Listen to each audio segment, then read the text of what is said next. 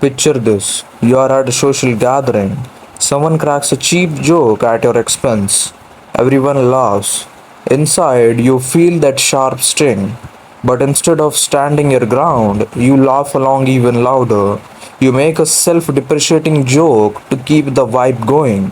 You became the entertainer, the safe bet, the guy who always swallows his pride to keep everyone else comfortable. I used to be that guy. I thought being likable, being agreeable, and always ready to put on a show, I thought that was being kind. But one evening, after a night of playing the resident comedian for a group of people who barely knew my name, I looked in the mirror and realized something brutal. I was not being kind, I was being a clown. I was trading my self respect for temporary validation. There is a massive and dangerous difference between a kind man and being a clown. One commands respect and the other invites disrespect. Today we are going to break down how to stop performing for others and start building genuine and masculine kindness. To change this behavior, we have to understand the psychology behind it. Why do we act like clowns? It usually comes from a place of deep insecurity. A clown uses his humor, people pleasing, and excessive agreeableness as a shield. He thinks if I make them laugh, if I never disagree with them, they won't reject me. The clown's behavior is driven by fear, fear of conflict, fear of isolation, fear of not being enough, just standing still. A kind man, however, operates from a position of strength. His kindness is not a strategy to win over you, it's a reflection of his internal character. Think about it this way, a clown gives away his dignity to get attention, but a kind man gives away his value to lift up others. When you are a clown, you are constantly performing, waiting for the applause. But when you are a kind man, you don't need the applause because you already know your worth. The first major shift you need to make is mastering the art of silence.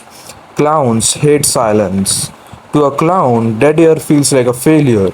If there is an awkward pause in the conversation, the clown immediately jumps in with a loud comment, a goofy face, or a weak joke just to fill the void.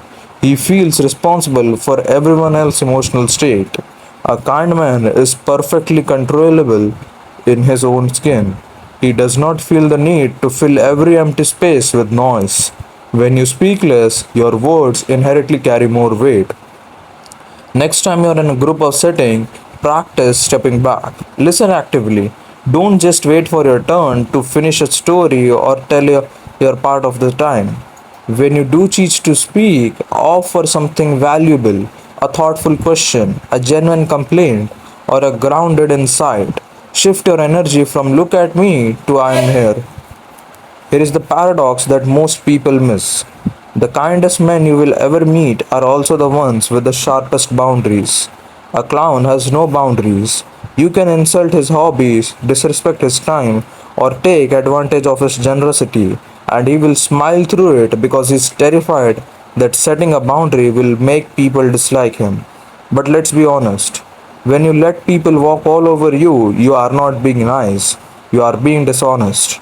You are resentful on inside while pretending to be fine on the outside. That's not kindness. A kind man always respects enough to say no. He says it calmly, clearly, and without apologizing for prioritizing his own peace or values. And here's the secret, people actually respect you more when you say no. It signals to world that your time, your energy, and your presence is more as valuable, not free commodities, they are assets. Kindness means helping someone when they need it. It does not mean destroying yourself to keep them warm. The final shift requires you to change your primary metric of success. A clown measures a good day by how much external validation he received. Did they laugh at my joke? Did they invite me out? Did they approve of me? If you live for their approval, you will die by their rejection. A kind man measures his day by his own internal standard of self respect. Did I take care of my responsibilities? Did I protect the people I care about? Was I honest even when it is uncomfortable?